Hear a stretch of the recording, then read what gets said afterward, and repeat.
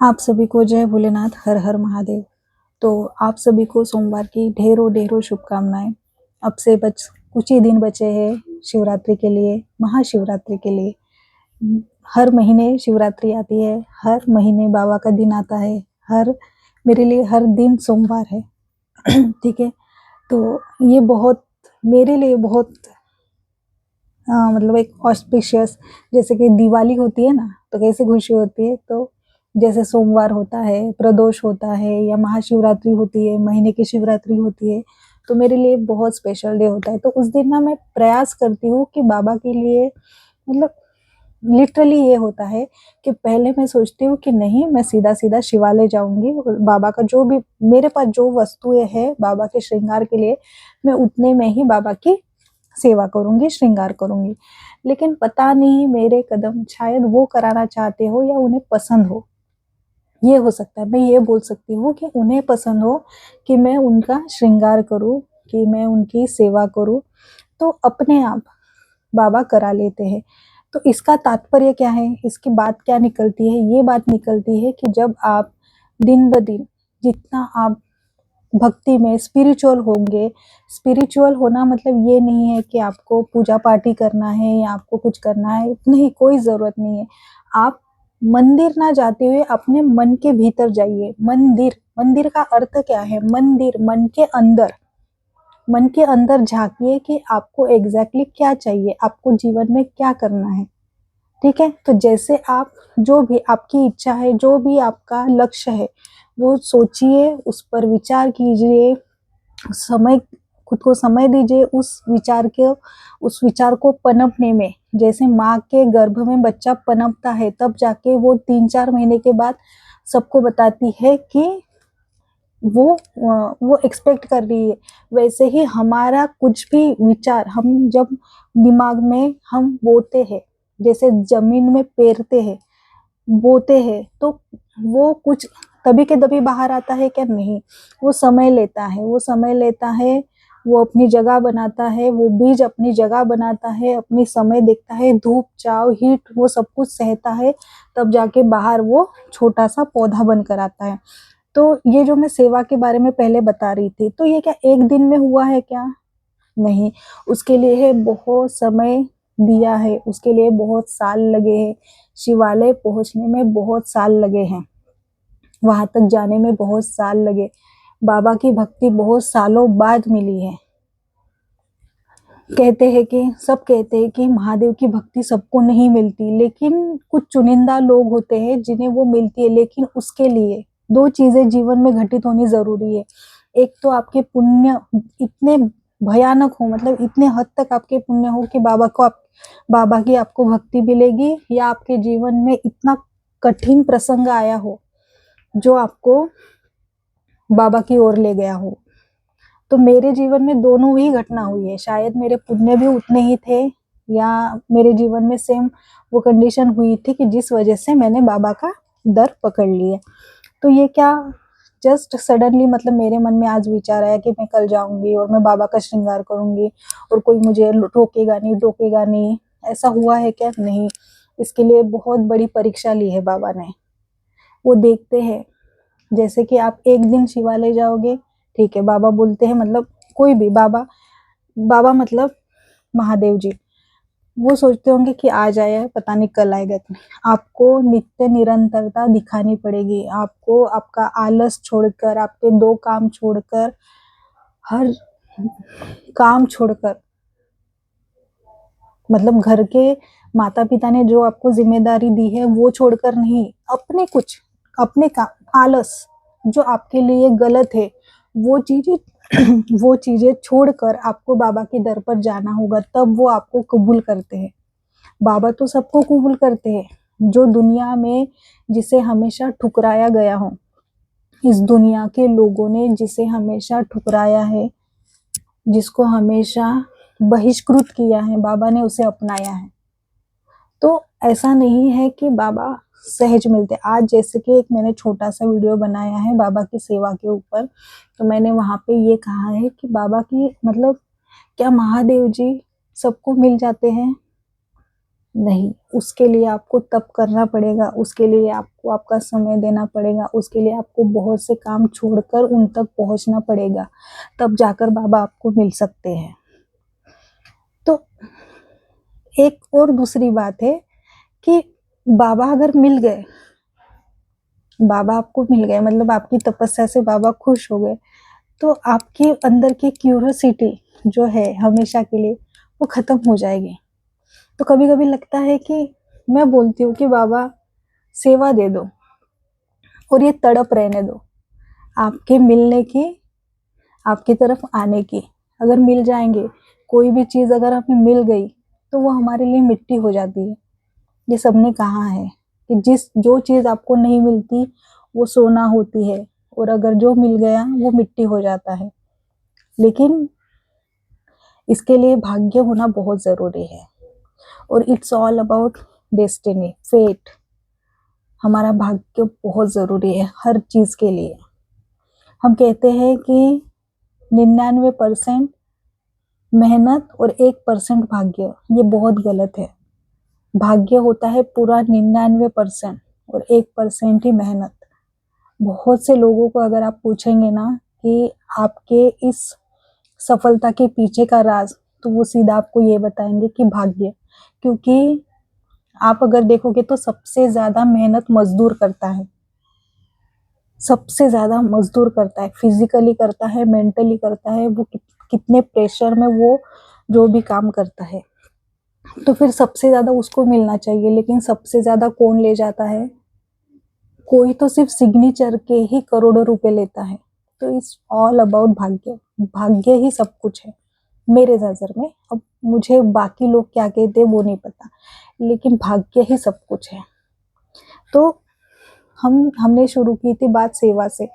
तो आप कहीं पे भी जाते हो, आप किसी भी शिवालय जाते हो, तो सबसे पहले आपको भगवान के प्रकार जो विग्रह है उनके पास उतना देर एक तो रोका नहीं जा सकता, मतलब आप उतना देर वहां पे बैठ नहीं सकते, उतना देर आप बाबा को आप मतलब बाबा की आप सेवा नहीं कर सकते। क्योंकि ऐसा भी होता है कि आपकी वजह से बहुत लोगों को परेशानी हो सकती है। क्योंकि आप देखो कंटिन्यू आप बैठे हो, आप बाबा का आप अभिषेक कर रहे हो, फिर बाबा का अभिषेक के बाद बाबा का अभिषेक, पहले स्नान होता है, फिर अभिषेक होता है, देन उसके बाद फिर जल चढ़ाया जाता है, उसके बाद आपका घी का लेपन होता है, फिर चंदन लगाया जाता है, भस्म चढ़ाई जाती है, लाल चंदन लगाया जाता है, उसके बाद अक्षत ओढ़े जाते हैं, काले तिल, जो जो नाना प्रकार के हम जो जो वस्तुएं बाबा को अर्पित करते हैं, वो चीजें वो होने के बाद बाबा का श्रृंगार फूलों से होता है, फलों से होता है, जिस चीज से आप करना चाहे। इसमें देखिए कि आपका कितना समय जा रहा है। मतलब आप पूजा कर रहे हो, आप बाबा को सेवा कर रहे हैं, लेकिन बाकी के जो लोग जल चढ़ाने आते हैं उनको तकलीफ होती है।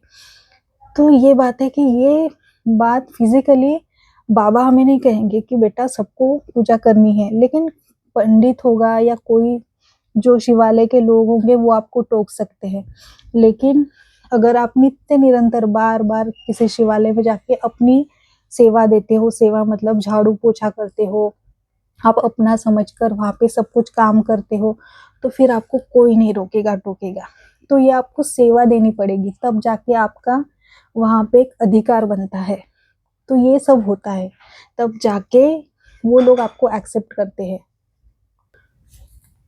तब जाकर आपकी सेवा को एक्सेप्ट किया जाता है, तब जाकर आपको कोई नहीं बोलता। इवेंचुअली आप जब बाबा की सेवा कर रहे होंगे, बाबा का अभिषेक कर रहे होंगे, श्रृंगार कर रहे होंगे, तो अगर आपके बीच में कोई आता है तो पंडित जी कहते हैं कि आप थोड़ा रुक जाइए, उनको करने दीजिए। तो ये सहज हो गया क्या? ये एक दिन में हो गया क्या? नहीं, इसके लिए आपको अपना वो आलस वाला समय, जब आप सोकर रहते हो, जब सोकर रहते हो तो भाग्य सोकर रहता है, ऐसा कहा जाता है।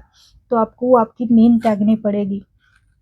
आपको सर्वप्रथम सुबह उठकर अपना जो भी नित्य कर्म है वो कर कर, अपने घर के काम कर कर, सबसे पहले शिवालय जाना होगा, वहां पे समय देना होगा, बाबा को बताना होगा कि मैं आपका हूँ, मैं आपका हूँ, मुझे आपका बनना है, क्योंकि मुझे सारी दुनिया ने ठुकराया है, या मेरा कुछ काम है जो हो नहीं रहा है। तो मुझे आपकी सेवा करने दीजिए। मतलब ये अधिकार जमाया जाता है और ये एक दिन में सहज नहीं मिलता। इसके लिए आपको तप करना पड़ेगा। और बहुत से लोग कहते हैं कि हमें बुलावा नहीं आता, हमें केदारनाथ का बुलावा नहीं आता, हमें महाकाल का बुलावा नहीं आता, हम पता नहीं हमारी कितनी इच्छा है, हमें जाना है, पर वहाँ पे जाना बहुत दूर की बात है। सबसे पहले आप घर के आजू बाजू जो शिवालय है वहाँ पे जाके आप सेवा देना शुरू करो। वहाँ पे जब प्रसन्नता होगी, सबसे पहले यही कहा जाता है कि आपके ग्राम मतलब आपका अगर गांव है, आपका शहर है, आपका कोई एरिया है, वहाँ का पहले एक शिवालय पकड़ो, वहाँ पे अपनी सेवा देना शुरू करो, तब जाकर आपको बड़े बड़े ज्योतिर्लिंग का बुलावा आता है। बुलावा आपको सहज नहीं आता। कोई कोई अचानक से कह देता है, जैसे मेरे ही दोस्त मुझे कह देते हैं, मेरी सहेलियां मुझे कह देती है, तुम तो बड़ी भागो वाली हो, तुम्हारा महाकाल हो गया, तुम्हारे बहुत सारे ज्योतिर्लिंग हो गए, ये कहते हैं। लेकिन उनको क्या पता कि हम क्या करते हैं। वो कह देते हैं, लेकिन पर ये भी नहीं कि ये बहुत बड़ी बात है, ऐसा भी नहीं है। और हम तो कुछ करते ही नहीं है, ये सब ईश्वर की मर्जी है, ये सब महादेव जी करा लेते हैं। लेकिन वहां पे पहले हमें उन्हें दिखाना पड़ता है कि बाबा मैं सिर्फ आपका हूँ। और अनन्य भक्ति जिसे कही जाती है कि बने तो आपसे बने, बिगड़े तो आपसे बिगड़े। मतलब आपके साथ ही झगड़ा है, आपके साथ बात नहीं करूंगा, आपको मिलने नहीं आऊंगा, लेकिन दूसरे दिन सुबह उठ के नहा धो के पहले जाके बाबा को मिल के आओ, पहले जल चढ़ा के आओ, पहले उन्हें भोग पवाओ। सीजन का पहला फल आया है, उनको अर्पित करो। घर पे कुछ नया बना है, उनको अर्पित करो। मार्केट में अभी अंगूर आए हैं, मार्केट में अभी अंगूर आए हैं, तो जैसे खुद की खाने की लालसा होती है, तो पहले मन में आता है कि नहीं पहले बाबा को अर्पण करना है। मार्केट में आए हैं चीकू, मार्केट में आएगा वाटरमेलन, और सबसे बड़ा मेरा फेवरेट फल आएगा आम। तो ये सबसे पहले बाबा को दिया जाएगा। बाबा के लिए आमरस बनाया जाएगा, पूरी बनाई जाएगी, जो भी मार्केट में जो भी दे रहे हैं मार्केट में, वो भी बाबा को। मतलब जो खुद को खाने की इच्छा होती है ना, वही बाबा को पवा। मतलब उनसे इतना प्रेम करो, इतना प्रेम करो, इतना प्रेम करो, तब जाके बाबा आपके हो जाते हैं। और इतना भी नहीं है, बाबा तो इतने भोले भाले हैं कि आप थोड़ा सा भी, एक गलती से भी, आप गलती से भी कहते हैं ना, बाबा अगर महादेव की भक्ति ऐसी है कि गलती से भी आपने कुछ मन में है भी नहीं, फिर भी आपने अगर जल चढ़ा दिया, फिर भी आपने कुछ बाबा के लिए कर लिया, फिर भी बाबा आपको उसका फल दे देंगे, फिर भी उसका फल दे देंगे। तो ऐसी कुछ बातें होती है। तो लाइफ में हमें अगर सच में जीवन में, बाकी तो सब चलता रहेगा, सुख दुख तो चलता रहेगा, कर्म तो काटने ही पड़ेंगे, प्रारब्ध है, अगर काटेंगे नहीं तो ये जन्मों जन्मों का खेला चलता रहेगा। और इस डोले में पता नहीं हमें कितनी बार जन्म लेना पड़ेगा। मैंने हमेशा आपको कहा है, ये हमारा फाइनल जन्म नहीं है, ये हमारा 7वां जन्म नहीं है, हमें 4 लाख जन्म लेने हैं। कितने लेने हैं? 4 लाख। 4 लाख हमारे मनुष्य योनि में जन्म होने वाले हैं। तो किसी किसी के 4 लाख हो भी गए होंगे, या किसी किसी के होने वाले होंगे, ये हमें नहीं पता। लेकिन हम ये कर सकते हैं कि हम ईश्वर की भक्ति कर सकते हैं, और ईश्वर की भक्ति करते वक्त हम हमारे कर्मों को भोग सकते हैं। जो भी प्रारब्ध हमारे जीवन में तीव्र गति से आता है, तीव्र गति से वेदना होती है, अगर ईश्वर को भजते हुए अगर वो प्रारब्ध हमारे सामने आएगा, तो हमें उसका कोई दुख नहीं होगा। जैसे कि कल सुबह ये हुआ कि हमारे एरिया के मंदिर में, अब मुझे नहीं पता, वो बाबा की मूर्ति थी, महादेव की मूर्ति थी, जो पहले दिन मैंने देखी थी पूरी ढकी हुई थी, तो मुझे बिल्कुल आइडिया नहीं था कि ये महादेव की मूर्ति है। ठीक है, ये शिव जी की मूर्ति है, मुझे बिल्कुल आइडिया नहीं थी। लेकिन वहां पे त्रिशूल दिखा, तो फिर भी मेरे माइंड में नहीं आया कि ये महादेव। मुझे लगा कि हाँ, अभी पंचमढ़ी में त्रिशूल ले जाते हैं लोग, पंचमढ़ी की यात्रा शुरू हो चुकी है, क्योंकि महाशिवरात्रि से पहले लोग पंचमढ़ी जाते हैं, जहाँ पे बड़ा महादेव है। वो हुआ, लेकिन मुझे बिल्कुल, क्योंकि पूरा ढक के था। नेक्स्ट डे जब मैं गई, जैसे कि सैटरडे की बात है, बाबा को पूरा ढक के रखा था उन लोगों ने। नेक्स्ट डे मैं जब गई सैटरडे, वो रास्ता बंद था क्योंकि वहां पे बाबा का वो विग्रह रखा था, मतलब बाबा का पूरा भोलेनाथ का वो पूरा क्या कहते हैं, मूर्ति थी पूरी की पूरी। और वो मतलब प्लास्टिक से देखी थी, लेकिन मुझे समझ में आ रहा था कि ये महादेव जी है, ठीक है। और रास्ता पूरा बंद था, फिर भी मैं गई क्योंकि मुझे पैदल जाना था, तो मैं कहीं से निकल सकती थी। वही मूर्ति, ठीक है, उनका दर्शन किया, उनके पैरों को छुआ और आगे बढ़ गई। शाम को जब मार्केट से घूम फिर के सामान लेके जब आ रही थी, तो वही मूर्ति का, उन बाबा की मूर्ति का ढोल ताशों के साथ कहीं उन्हें ले जा रहा था, ठीक है। तो वो रास्ता फिर से बंद था। रास्ते में इतनी भीड़ थी, मेरी भी गलती है, मैं मान्य करती हूँ, मेरी भी गलती थी। भीड़ से मुझे जाने की कोई जरूरत नहीं थी, पर पता नहीं मेरा दिमाग ही मुझे, मेरी बुद्धि वहां ले गई और वहां से मैं जा रही थी। तो ऑटो वाला मेरे सामने था, मैं ऑटो वाले के सामने थी, और उसने एक्सलेटर अप किया होगा, तो वो ऑटो धड़ाक से, उसका जो जो आईने का बाहर निकला होता है ना, वो आके मेरे हाथ में, ये देखो यहाँ पे निशान है, ये लग गया और हाथ थोड़ा सा सूजा हुआ है।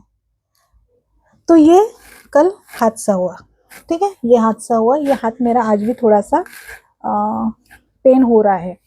लेकिन ये मेरा कर्मा था, क्या पता कहीं मैं गिरने वाली थी, कहीं मेरा हड्डी वड्डी टूटने वाला होगा, टूट सकती थी, होगा नहीं, टूट सकती थी कल की डेट में। पर बाबा ने, भजन चल रहा था तो थोड़े से में निपटा लिया। नहीं तो ये भी हो सकता था, मैं गिर सकती थी, यहाँ से पूरा सा छिल जाता था, ये भी हो सकता था, कुछ भी हो सकता था। मुझे, मैं नहीं सोच सकती। इंसान सोचे तो बहुत बुरे से बुरा सोच सकता है, और सोचे तो अच्छे से अच्छा सोच सकता है, तो हमारी सोच पे सब कुछ निर्भर है। तो ये हो सकता था, लेकिन ठीक है, मैंने इसको देख लिया, ठीक है, हो जाएगा ठीक, ये सोच के मैं आगे बढ़ी। लेकिन देखा जाए तो ये भी बड़ा हो सकता था, देखो पूरा क्लियर दिख रहा है। तो ये होती है भक्ति, हमें पता नहीं कितने कितने कितने संकटों से बचाती होगी, हमें उसकी आइडिया भी नहीं है, कल्पना भी नहीं कर सकते हम। और बस पता नहीं हमारे जीवन में कुछ हो गया फलाना फलाना, तो हम भगवान से रूठ गए, जाना बंद कर दिया। जैसे मैंने एक बार मूर्खपना किया था, मैं साल भर हमारे घर के पास वाली देवी के मंदिर नहीं गई, जबकि वो मेरी बचपन की माँ है, सहेली है, सब कुछ थी। तो मैंने उनके मंदिर जाना बंद कर दिया, क्योंकि मुझे गुस्सा था कि आपने मेरे साथ ऐसा क्यों किया। अब वो पुरानी बातें हैं, आपने मुझे ये क्यों नहीं दिया, आपने मुझे वो क्यों नहीं दिया, मैं तो आपकी भक्ति बचपन से करी। हाँ, मैं सच में उनकी भक्ति, मुझे याद है मैं सेकंड स्टैंडर्ड में थी, मैं तब से, क्योंकि मेरी बुआ लोग, मतलब वो कैसे हमारी ग्राम देवत है, महाकाली माता हमारी ग्राम देवत है, तो उनकी भक्ति कैसे होती है पता है। जैसे हमारे घर के बड़े लोग जिस मंदिर में हमें साथ लेके चलते हैं, हमारा लगाव उन्हीं से हो जाता है। तो मेरी चार बुआएं हैं, चार बुआ थी। एक बुआ की तो शादी जल्दी हो गई, बचपन में ही हो गई, शायद हम बहुत बच्चे थे, ठीक है। उसके बाद वाली जो सेकंड नंबर की बुआ थी, सेकंड नंबर की बुआ के बाद तीसरे नंबर की बुआ थी, उनका नाम कविता है। तो वो कवि आत्या के साथ, मतलब कविता बुआ के साथ हम हर ट्यूसडे माता रानी के दर पर जाते थे, माता रानी का मत्था टेकने जाते थे।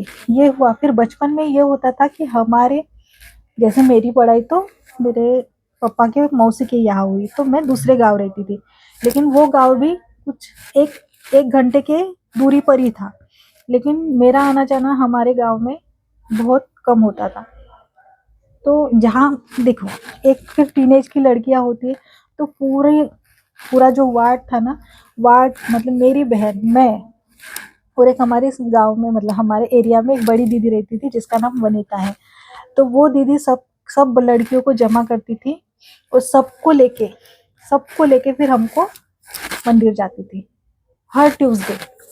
तो ये ऐसे करके माता रानी की लगन लग गई, ठीक है। बुआ के साथ भी जाना होता था, फिर वो दीदी के साथ भी जाना होता था, तो ऐसे करके जाती थी। फिर एक पूरा अपना बचपन निकल गया, फिर टीनेज आया, फिर उसके बाद 17 से 20-22 साल तक का जो एज होता है, उस एज में भी माता रानी के साथ अच्छी बन रही थी, ठीक है, शिकायत तो थी पर अच्छी बननी थी। उसके बाद फिर ये हादसे हुए कि फिर मैंने उनसे शिकायत करना शुरू किया, और शिकायत इस हद तक थी कि कोविड के पहले पहले 2 साल, 2 से ज़्यादा 1.5 साल मैं गई नहीं, क्योंकि मैं उनसे रूठी हुई थी, मैं गई नहीं। लेकिन फिर मैंने एक बार सोचा कि नहीं, कुछ तो गड़बड़ है, खुद से ही सोच लिया, फिर एक बार चले गए। तो मैं चली गई, उसके बाद मेरी माँ ने मुझे एक्सेप्ट कर लिया। मतलब उस दिन का मौसम ये था कि मैं मंदिर गई, माता रानी के दर्शन किए, और बारिश हुई। तो ये एक शुभ संकेत था कि माता, मैंने खुद को समझा दिया कि हाँ मेरी गलती हुई, मैंने माफ़ी मांगी, मैंने माता रानी को बोला, और फिर ये हुआ। उसके बाद जीवन में बहुत कुछ हो गया, समय आएगा तो बता दूंगी। तो ऐसा कुछ हुआ, फिर बाद में उनकी भक्ति माता रानी ने बाबा की ओर भेज दिया। उनके पहले भी हनुमान जी की सेवा चल रही थी, हाँ, साईं बाबा की सेवा चल रही थी। ऐसे करते करते एक अनन्य भक्ति में आ गई, और महादेव जी की सेवा मिल गई। अब मेरे जीवन में यही है कि बने तो आपसे बने, बिगड़े तो आपसे बने। आप चाहो ना चाहो, आप करीब करो ना करो, मैं तो गले पड़ गई हूँ, अभी भी और बाद में भी। मरने के बाद तो उनके पास ही रहना है, तो जी रही हूँ तो उनके पास ही रहूंगी, उनका द्वार कभी नहीं छोड़ूंगी, और जितना बन पड़े उनसे प्रेम करूंगी, हर श्वास श्वास में उनको याद करूंगी। मेरा ये है, अब उनकी मर्जी है कि वो हम मुझसे क्या कराते हैं। तो ऐसी भक्ति जब आपके जीवन में आती है तो आप सच्चे भक्त हो गए। और ऐसे नहीं है कि भक्ति सिर्फ भक्ति करने में या पूजा पाठ करने में, ऐसा भी नहीं है। भक्ति हर प्रकार की होती है। अगर एक इंसान मंदिर नहीं जाता, पूजा पाठ नहीं करता, लेकिन वो अपने माता पिता की सेवा करता है, अपने बहन भाइयों की ज़रूरतें पूर्ण करता है, और सब कुछ घर में सब कुछ संभालते हैं, पुरुष हो महिला हो, दोनों भी, ये दोनों पर भी लागू होता है। माता पिता की सेवा, बहन भाइयों की सेवा, उनकी ज़रूरतें पूरी करना, और सबको आदर भाव से, हम मेहमानों को अच्छे से देखना, ये अगर कोई कर रहा है तो वो भी एक भक्ति है। एक स्त्री मंदिर ना जाते हुए अपने पति में, अपने बच्चों में ही भगवान को देखती है। उनको जो मतलब जो अपना पत्नी धर्म होता है, सास ससुर का संभालना, बच्चों को संभालना, वो अगर पूरा करती है तो वो भी एक भक्ति है। मतलब भक्ति मतलब ये नहीं है कि भगवान के दर जाओ, ऐसा भी नहीं है, ऐसा भी नहीं है, लेकिन ये बहुत जरूरी है। ये हम खुद के लिए कर रहे हैं, ऐसा नहीं है कि आप कहीं नहीं, लेकिन खुद के लिए, खुद के आत्मा को ऊपर उठाने के लिए आप क्या कर रहे हो, ये पूछा जाता है। आप जो कर रहे हो ना, ये सबके लिए, लेकिन खुद के लिए क्या कर रहे हो, खुद के लिए क्या संचित कर रहे हो, इसके लिए भक्ति जरूरी है। इसीलिए भक्ति करो, महादेव की भक्ति करो। जितनी आप भक्ति करोगे पता नहीं, आज मेरा गला सुबह से ही, फिर भी मैंने कुछ ठंडा वंडा खाया नहीं है, आइसक्रीम वगैरह कुछ नहीं खा रही हूँ, फिर भी मेरा गला थोड़ा सा सुबह से ये हो रहा है। देखती हूँ थोड़ा गर्म पानी पी के। तो भक्ति करो, भक्ति करने से जीवन के रास्ते खुलेंगे। अगर नहीं भी खुल रहे हैं ना, नहीं भी खुल रहे जीवन में, आपके चाहिए वैसा बात आपको नहीं मिल रहा, रास्ता नहीं दिख रहा है, तो सब कुछ ईश्वर पर समर्पण कर दो, सहज हो जाओ, सब कुछ छोड़ दो उन, वो देखेंगे। अगर उनको ले जाना होगा ले जाएंगे, नहीं तो चल ही रहा है ना, मालिक चला रहे हैं। गवर्नमेंट जॉब के पीछे भाग रही थी, नहीं हुआ, प्राइवेट में हूँ, कर रही हूँ, खा रही हूँ, पी रही हूँ, अच्छी हूँ। तो कुछ समझ लेना चाहिए इंसान को। तो महादेव जी संभाल लेंगे। और आज की बातें ज़रा ज़्यादा ही सहज हो गई, लेकिन ठीक है, यही ज़रूरी था कि हर बार लोगों को ज्ञान देना ज़रूरी नहीं है, कभी कभी अपनी भी बातें की जा सकती हैं। और ये बातें मेरी नहीं, ये सब स्त्रियों की बातें हैं, और सब पुरुषों की ऐसी बातें होती है। कोई एक्सप्रेस करता है, कोई नहीं करता है। तो बाबा का दर सहज नहीं मिला, उसके लिए बाबा ने बहुत परीक्षा ली है। परीक्षा लेने के बाद जब अत्यंत आखिरी में सिर्फ वही रास्ता था। जैसे कि द्रौपदी को कृष्ण के अलावा फिर किसी का रास्ता दिखा ही नहीं, तो उन्होंने कृष्ण को पुकारा। वैसे ही जब सारे रास्ते मेरे लिए बंद हो गए, जहाँ पे मुझे लगा कि अब मुझे जीवित रहना सही नहीं लग रहा, मतलब ऐसा लग रहा है कि मैं जीवित क्यों हूँ, मेरे साथ ये हो गया, अब मुझे मर जाना चाहिए। लेकिन बाबा ने मरने नहीं दिया, और बाबा ने इतना संभाला कि आज मैं आपसे बात कर रही हूँ। इतना संभाला और आगे भी संभालेंगे, और डटकर हर खुशी का सामना खुशी से करना है। मैं दुख का क्यों बोलूं, जो भी होगा सुखी होगा, आनंदी होगा, क्योंकि मैं उनके भरोसे हूँ और पूरी पूरी तरह उनके भरोसे हूँ। मेरा हर एक कदम सिर्फ उनके ओर ही बढ़ रहा है, और कहीं मैं नहीं जा रही हूँ। तो मेरा सब कुछ वही देख रहे हैं, वही संभाल रहे हैं, वही संभालेंगे, और उन्हीं संभालना पड़ेगा। वही देख रहे हैं, वही संभाल रहे हैं, उन्हें ही संभालना पड़ेगा। ये मेरा उनके लिए एक संदेश भी है कि उन्हीं को संभालना पड़ेगा, क्योंकि सबसे पहले मैं उन्हें रखती हूँ। आप आगे चलो, मैं आपके पीछे हूँ। साथ भी नहीं लेके चल रही हूँ, आगे चलो आप मेरे लिए रास्ता क्लियर करो, मैं आपके साथ आपके पीछे चल रही हूँ, आपका हाथ पकड़कर। इस हद तक उन पर अधिकार जमाना है हमें, इस हद तक हमें बाबा से प्रेम करना है।